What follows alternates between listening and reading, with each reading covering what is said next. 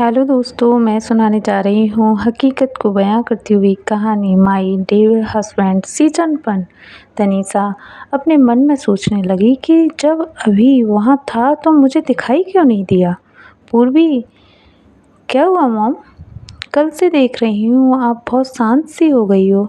तनीषा खुद से बातें करते हुए, मेरी कौन सुनता है इस घर में, सब अपनी मनमानी करते हैं। नक्षत्र भी आजकल भाभी भाई का चमचा बन गया है। कल्याणी जी पूजा खत्म करके मंदिर से उठकर खड़ी हुई, बिजली को आवाज़ देती हुई डाइनिंग टेबल के पास आकर बैठी।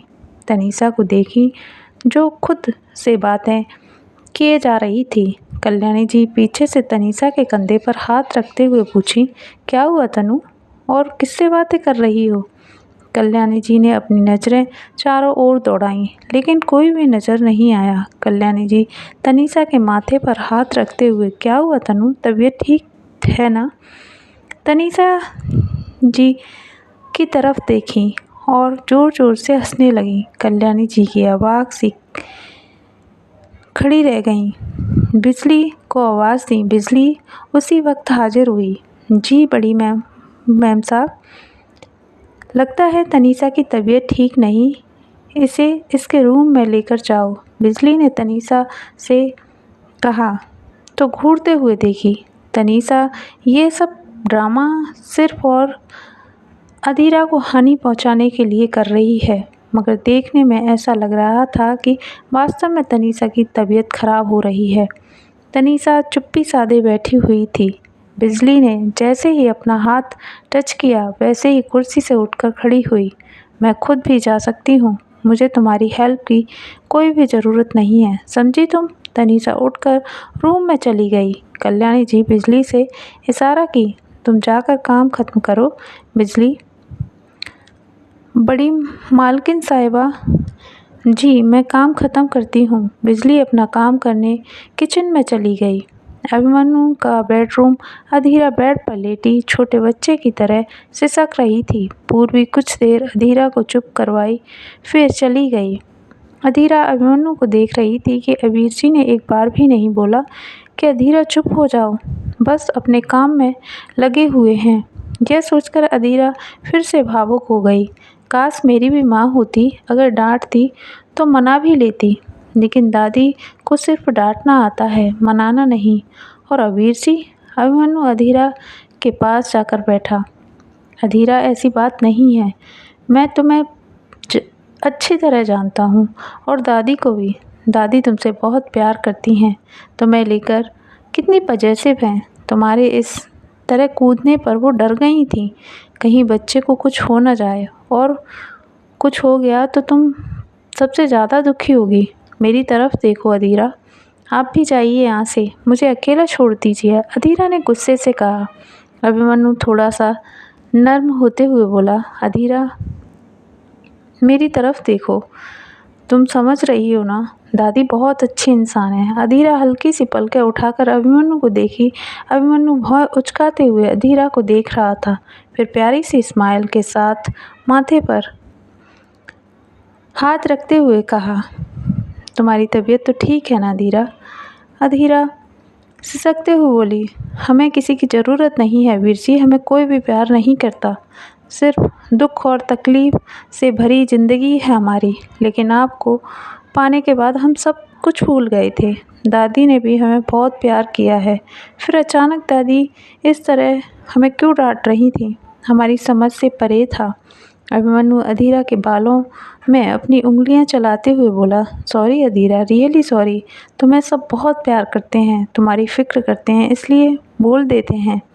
अधीरा थोड़ी सी स्माइल करते हुए बोली, आप बिल्कुल सही कह रहे हैं अबीर जी। अधीरा, आप अपना काम कर लीजिए, हम नहा कर आते हैं। कहते हुए बिस्तर से उठकर जल्दी से शावर ली, ब्लू कलर का बाथरोब पहनकर बाहर आई। अधीरा के गीले बालों से पानी टपक रहा था। सोफे पर बैठी अभिमन्यु लैपटॉप में नज़रें हटाकर अधीरा को देखा। अधीरा के चेहरे पर हल्की सी स्माइल आ गई, मन ही मन गुनगुना रही थी। अधीरा को इस तरह देखकर अभिमन्यु का दिल जोरों से धड़कने लगा। अधीरा मिरर के सामने जाकर खड़ी हुई, अपने बालों को ड्रायर से सुखाने लगी। हवा में उड़ते बाल अभिमन्यु के दिल को बेकाबू कर रहे थे। कोई आसमां से उतरी हसीन अप्सरा लग रही थी। अधीरा पीछे मुड़कर अभिमन्यु को देखी। अभिमन्यु झट से अपनी नज़रें लैपटॉप में गड़ा ली, जैसे उसने कुछ देखा ही नहीं। अधीरा मुस्कुराते हुए, आजकल अबीर जी को बहुत ज़्यादा काम हो गया है, वो मेरी तरफ बिल्कुल भी ध्यान नहीं दे रहे। लोग सच कहते हैं, कुछ दिनों का प्यार होता है, फिर वक्त के साथ धीरे धीरे सब कम हो जाता है। शायद जिम्मेदारियां बढ़ने लगती हैं। आजकल माफिया किंग बॉय भी अपने काम को लेकर सीरियस हैं। जिम्मेदार इंसान लगने लगे हैं, जिसे सिर्फ अपनी काम की परवाह है, बल्कि पूरी फैमिली की भी फिक्र है। लेकिन काश ये सब तनीज़ा आंटी समझ पाती, अबीर जी को अपने बेटे के रूप में स्वीकार कर पाती। खैर छोड़ो, मैं भी क्या सोच कर बैठ रही हूँ। पर आजकल अबीर जी भी थोड़े से बदल गए हैं। लेकिन अभिमन्यु पर रहा नहीं जा रहा था। वो चुप चुप कर अधीरा को देख रहा था। तभी बिजली ने दरवाज़ा नॉकआउट किया। अभिमन्यु उठकर दरवाज़ा खोला तो उसने देखा, अधीरा ने दरवाज़ा खोलकर देखा, बिजली सामने खड़ी हुई थी। अधीरा पीछे मुड़कर अभिमन्यु को देखी तो फिर दरवाजे की तरफ घूर रहा था कि कौन है। बिजली डिनर टेबल पर रखा और छोटी मैम साहब, आप और सर जल्दी चाहिए। अधीरा छोटी सी स्माइल के साथ बिजली को बोली, हाँ बिजली, तुम चलो, हम अभी आते हैं, और दरवाज़ा बंद कर दिया। अभिमन्यु, बिजली क्यों आई है अधीरा? अधीरा मुस्कुराते हुए बोली, डिनर के लिए बुलाने आई थी, लेकिन मेरा कुछ भी खाने का बिल्कुल भी मन नहीं है वीर जी, आप चले जाइए। मुंह फुलाकर काउच पर बैठ गई। अभिमन्यु अधीरा के हाव भाव समझ रहा था। अभिमन्यु अधीरा से कुछ बोलता उससे पहले ही तनीषा के चिल्लाने की आवाज़ आई। अभिमन्यु दरवाज़ा खोलकर देखा, अधीरा बिल्कुल भूख नहीं है। अबीर जी, आप चले जाइए। अभिमन्यु अधीरा के चेहरे को देखकर समझ गया कि मैडम का गुस्सा अभी ख़त्म नहीं हुआ। अभिमन्यु अधीरा के पास आकर बैठा, चलो अधीरा, अगर तुम खाना नहीं खाओगी तो हमारा बेबी भूखा रहेगा। प्लीज़ अबीर जी, आप जिद मत कीजिए। सच में मुझे बिल्कुल भी भूख नहीं है, अगर लगेगी तो मैं बाद में खा लूँगी। दोनों हाथों से धक्का देते हुए बोली। अभिमन्यु उठकर रूम से बाहर चला गया। अभिमन्यु, ओके बाबा, तुम नहीं खाना चाहती तो ठीक है, वैसे भी तुम बहुत जिद्दी लड़की हो, कहते हुए डिनर के लिए चला गया। तभी तनीषा के चिल्लाने की आवाज़ आई। कल्याणी जी डाइनिंग टेबल पर आकर सामने वाली कुर्सी पर बैठी। ऋषि जी कल्याणी जी के सामने वाली कुर्सी पर आकर बैठने ही वाले थे कि तनीषा की आवाज़ सुनकर ठिठक गए, लेकिन कल्याणी जी पर कोई असर नहीं पड़ा। अभिमन्यु तनीषा के चिल्लाने की आवाज़ सुनकर पूछा, क्या हुआ दादी, क्यों चीख रही है ये मैडम? कल्याणी जी, पता नहीं माँ बेटे में किसी चीज़ को लेकर जंग छिड़ी है, लेकिन ऋषि प्रताप के सिर पर जूं भी नहीं रेंगा।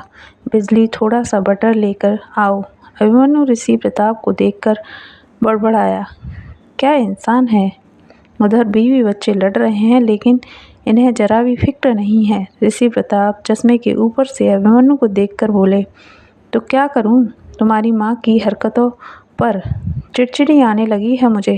अभिमन्यु सुनकर शॉक्ड रह गया। मैंने तो मन में कहा था, लेकिन इन्होंने कैसे सुन लिया। कल्याणी जी, अरे बिजली, अब तक अधीरा क्यों नहीं आई? बिजली, मैंने कहा था, लेकिन पता नहीं। फिर जाकर पूछा तो छोटी मैम साहब ने बताया कि उन्हें ज़रा भी भूख नहीं है, और लगेगी तो वो बाद में खा लेंगी। अधीरा लाइट ऑफ की, मोबाइल उठाकर बिस्तर पर लेटकर देखने लगी। तभी किसी ने दरवाज़ा बाहर से बंद कर दिया। अधीरा आराम से फ़नी मूवी ऑन की और देखकर हंसने लगी। तभी एक डरावनी सी आवाज़ अधीरा के कानों में पड़ी। अधीरा मोबाइल बंद करके उठकर बैठी। ये आवाज़ कैसी थी? दूसरे ही पल वही आवाज़ फिर से अधीरा को सुनाई दी। अधीरा की रूह कांपने लगी, चेहरे पर पसीना छूट गया। अधीरा जल्दी से जाकर लाइट जलाई, लेकिन लाइट ऑन हो ही नहीं रही थी। अधीरा बुरी तरह से घबरा गई और अभिमन्यु को आवाज़ दी, अबीर जी, लेकिन उसकी आवाज़ रूम के बाहर नहीं आ रही थी। अधीरा पैनिक होने लगी। आज 1 साल बाद अधीरा को पैनिक अटैक आया था। अधीरा पसीने से लथपथ ज़मीन पर धड़ाम से गिरी। वहीं दूसरी ओर अभिमन्यु डिनर करके हैंड वॉश किया। ओके दादी, मैं अधीरा को देखता हूँ, आप सो जाइए, कहकर उठने ही वाला था कि पीछे से तनीषा ने लपक कर अभिमन्यु के कंधे पर हाथ रखा। अरे बैठो अभी, मैंने तुम्हारा फेवरेट गाजर का हलवा बनाया है, प्लीज़ टेस्ट करके जाओ। अभिमन्यु भौं सिकोड़ते हुए तनीषा को देखा। आज इस लेडी को क्या हुआ? जिंदगी में पहली बार इतना प्यार लुटाया जा रहा है। अभिमन्यु को तनीषा के छूने से गुस्सा आ रहा था, लेकिन दादी ने बैठने का इशारा किया। अभिमन्यु कल्याणी जी को उदास नहीं करना चाहता था, इसलिए बैठ गया। तभी तनीषा तेजी से डग भरती हुई किचन में गई। बिजली ने पूछा, भी क्या चाहिए मैडम? तनीषा बिजली को घूरते हुए देखी। तुम अपने काम से काम रखो और अपना काम करो, मुझे जो चाहिए होगा मैं खुद ले लूँगी, समझी तुम? तनीषा जल्दी से बाउल में गाजर का हलवा रखी और डाइनिंग टेबल की तरफ बढ़ी। बिजली मन में सोचने लगी, मैम साहब ने हलवा कब बनाया? ज़रूर बाहर से मंगवाया होगा, लेकिन किसके लिए? तनीषा अभिमन्यु की प्लेट में हलवे की कटोरी रखते हुए, चक्कर बताओ कैसा बना है? लेकिन अभिमन्यु के अंदर से बहुत गुस्सा आ रहा था। कल्याणी जी, टेस्ट करके बताओ अभी कैसा बना है? तनीषा अभिमन्यु की तरफ लालयित नज़रों से देख रही थी। अभिमन्यु चम्मच से जरा सा हलवा लेकर टेस्ट किया, फिर भौं उचकाते हुए तनीषा को देखा। अच्छा है, लेकिन मेरा पेट फुल हो चुका है दादी, मैं कुछ भी नहीं खा सकता। उठकर खड़ा हुआ। तभी तनीषा अभिमन्यु के आगे आकर खड़ी हो गई। अधीरा के लिए लेकर जाओ, उसे अच्छा लगेगा। अभिमन्यु कुछ बोलता उससे पहले कल्याणी जी ने इशारा करते हुए कहा, ले जाओ अभी, इतना ज़्यादा सोचने की ज़रूरत नहीं है। अभिमन्यु रूम की तरफ बढ़ी रहा था, तभी पूर्वी सामने आकर खड़ी हुई। वाह भाई, गाजर का हलवा। अभिमन्यु पीछे मुड़कर देखा तो तनीषा कुर्सी पर बैठी मुस्करा रही थी। अभिमन्यु, ये लो पूर्वी, तुम खा लो। तेरी भाभी को इन सब चीज़ों के लिए डॉक्टर ने मना किया है, लेकिन तनीषा मैडम को पता नहीं चलना चाहिए। पूर्वी अभी के हाथ से चुपके से कटोरी ली और अपने रूम में चली गई। अभिमन्यु अपने रूम के दरवाजे को धक्का दिया। अधीरा, रूम में अंधेरा क्यों है? अधीरा इतनी जल्दी सो गई क्या? फिर से धक्का दिया। पता चला कि दरवाज़ा बाहर से लॉक है। अभिमन्यु हैरानी से दरवाज़ा खोला। अधीरा दरवाज़ा बंद करके इस वक्त कहाँ गई? रूम का दरवाज़ा खोलकर अंदर जाकर लाइट ऑन की तो शॉक्ड रह गया। मुंह पर हाथ रखा। अभिमन्यु की आंखें बड़ी हो गईं। जोर से चीखा, अधीरा, अधीरा, अधीरा उठो, ये सब कैसे हुआ? अधीरा लंबी लंबी सांसें ले रही थी। अभिमन्यु अधीरा के सिर पर हाथ रखते हुए देखा तो हल्के हाथों से दबाया। अभिमन्यु की आवाज़ सुनकर सब इकट्ठे हो गए। नक्षत्र, ओ माय गॉड, ये कैसे हुआ भाई? हमें भाभी को हॉस्पिटल लेकर जाना चाहिए, पूर्वी सिसकते हुए बोली। हाँ भाई, प्लीज़ जल्दी कीजिए। अभिमन्यु ने अधीरा को अपनी गोद में उठाया। नक्षत्र जल्दी से गाड़ी निकालकर दरवाजे पर खड़ा हुआ। पूर्वी भी अभिमन्यु के साथ जाने लगी। तभी तनीषा पूर्वी की बाँह पकड़ी। तुम कहाँ जा रही हो? पूर्वी ने तनीषा को जोर का धक्का दिया। चुप रहो मॉम, ये सब आपकी वजह से हो रहा है, आपको ज़रा भी शर्म नहीं आती? तभी सामने से चीखने की आवाज़ आई। आखिर वो चीखने की आवाज़ किसकी थी? जानने के लिए सुनते रहिए अगले पार्ट में। ये पार्ट कैसा लगा, लाइक कीजिए, कमेंट कीजिए, चैनल को सब्सक्राइब कीजिए। धन्यवाद।